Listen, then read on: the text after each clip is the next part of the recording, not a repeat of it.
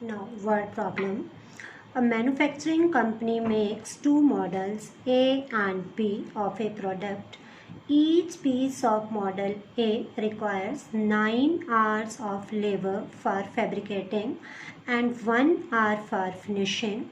Each piece of model B requires 12 hours of labor for fabricating and 3 hours for finishing.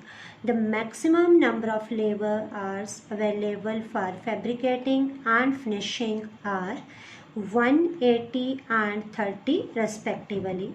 The company makes a profit of rupees 8,000 and rupees 12,000 on each of model A and model B respectively. How many pieces of each model should be manufactured to get maximum profit? Also find the maximum profit.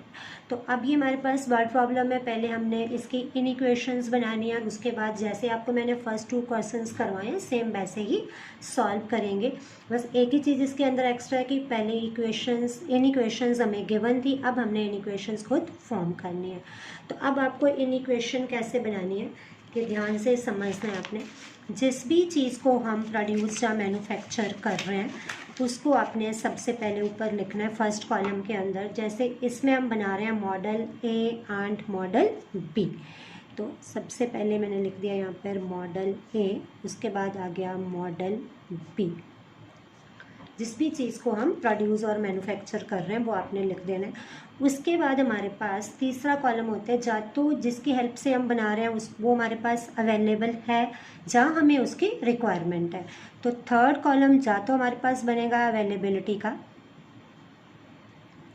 और बनेगा requirement का. तो इसमें तो availability given है कि इतने hours हमारे पास फैब्रिकेटिंग के अवेलेबल और इतने आवर्स फिनिशिंग के अवेलेबल हैं. तो थर्ड कॉलम हमने लिख दिया अवेलेबिलिटी.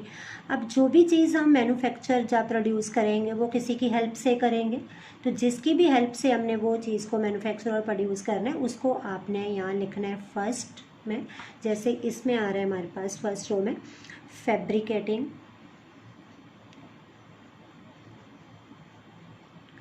मीन्स फैब्रिकेशन, और सेकंड है हमारे पास फिनिशिंग. अब देखो मॉडल ए के लिए हमें गिवन था, मैं वापस स्टेटमेंट में आ रही हूँ.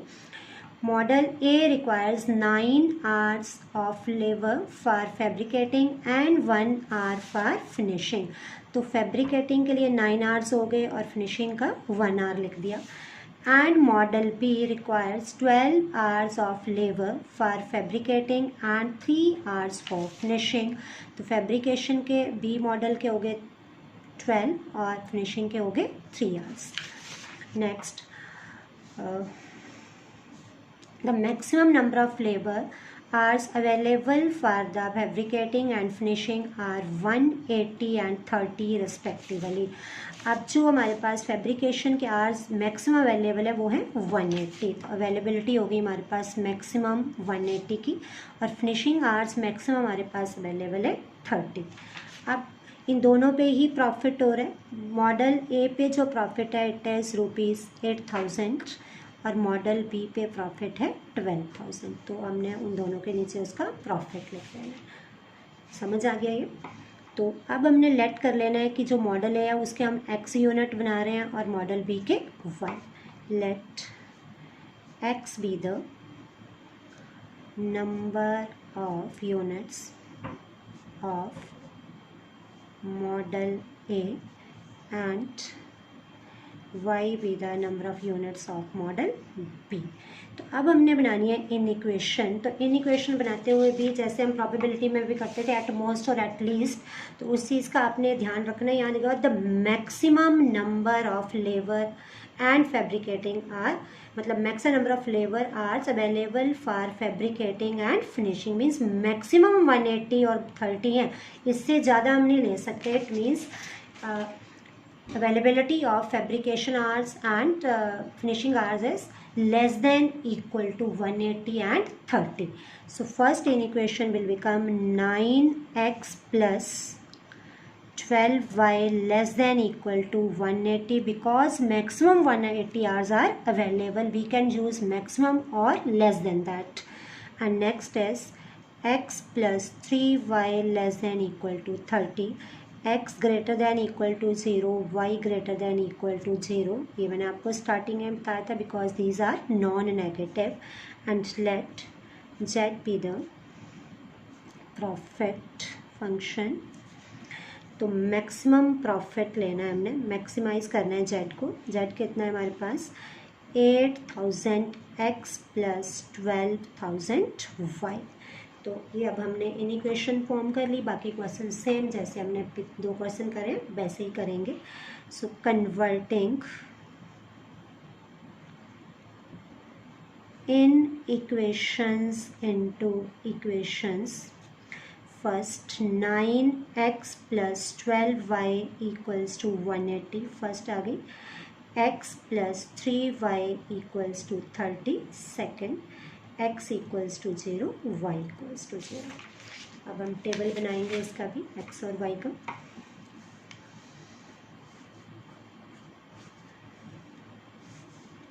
First equation similarly of second equation. ये जो भी ग्राफ है आपने पेंसिल से बनाना, ये ध्यान रखना. Now in first equation at x equals to 0, when x equals to 0 12y equals to 180 means y equals to 15, and at y equals to 0 9x equals to 180, so x equals to 20. And in second equation at x equals to 0 3y equals to 30 means y equals to 10, and at y equals to 0 x will be 30. Graph बनाएंगे दोनों equations का. Origin 0 0. Now minimum हमारे पास आ रहा है 10 और maximum है 30, तो 5 का ले लेते हैं हम स्केल.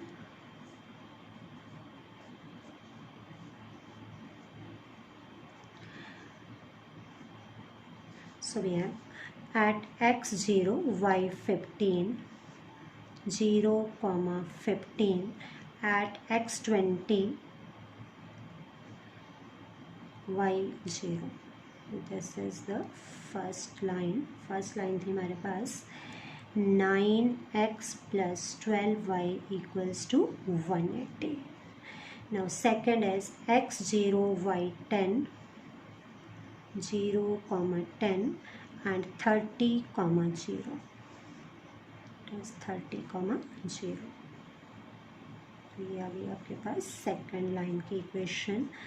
सेकेंड लाइन थी हमारे पास x plus 3y equals to 30. तो अब हमने चेक करना है कि shaded region away from the origin आएगा कि टुवर्ड्स द ओरिजिन आएगा. Now at x equals to 0 y equals to 0 in equation, first in equation we have 9x plus 12y less than equal to 180, 0 plus 0 less than 180. So 0 less than 180, it is true. So we will shade the region towards the horizon.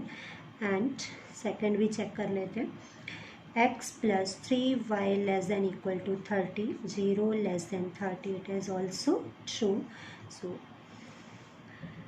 we will shade the region towards the horizon. तो ये आ गया हमारे पास common shaded region. This point is O, ये point हम ले लेते हैं A. This point of intersection is B, जिसकी वैल्यू अभी हमने चेक करनी है. This point is C. तो अब मैंने बताया था आपको हम रफ में वैल्यू चेक करते हैं कि दोनों लाइंस कहाँ पे इंटरसेक्ट कर रही हैं. इसमें हमारे पास फर्स्ट लाइन है 9x plus 12y equals to 180 and x plus 3y equals to 30. तो फर्स्ट सेकेंड लाइन को हम मल्टीप्लाई कर लेते हैं 9 से, तो it is 9x plus 27y equals to 270. First line as it is cancel. 15y equals to 90, so y equals to 6. At y equals to 6, x will be 30 minus 18 means 12. So this point will be 12,6। मैं फिर repeat कर रही हूँ, ये आपने point of intersection हमेशा rough में check करना, फेयर में नहीं करना। अदरवाइज़ भी आपको ग्राफ से ही पता लग जाएगा कि ये पॉइंट क्या आ रहा है, बट फिर भी आपने क्रॉस चेक करना है कि पॉइंट ठीक प्लॉट हुआ है कि नहीं हुआ। तो अब हमारे पास जो शेडेड रीजन है इसको बाउंड कर रहे हैं 4 points. First is origin, second is 20, 0, third is 12, 6 and fourth is 0, 10। तो अब हम कॉर्नर पॉइंट्स लेंगे।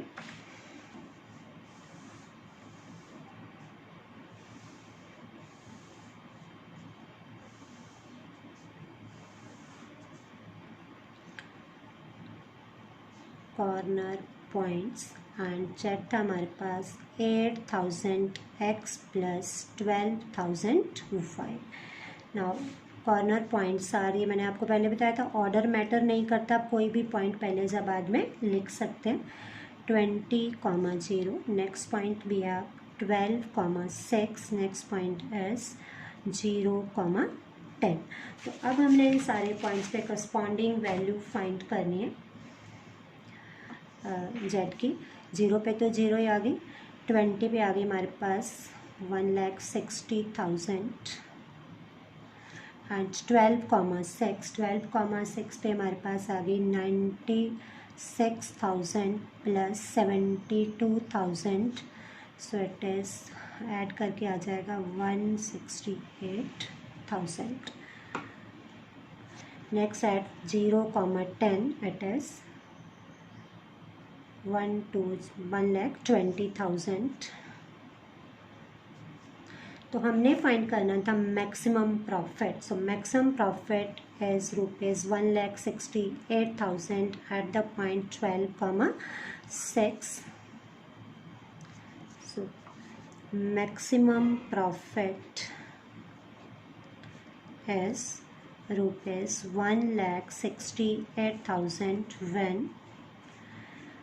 12 units of मॉडल ए, क्योंकि एक्स हमने किसके यूनिट लिए थे, मॉडल ए के, and 6 units of model B are being manufactured.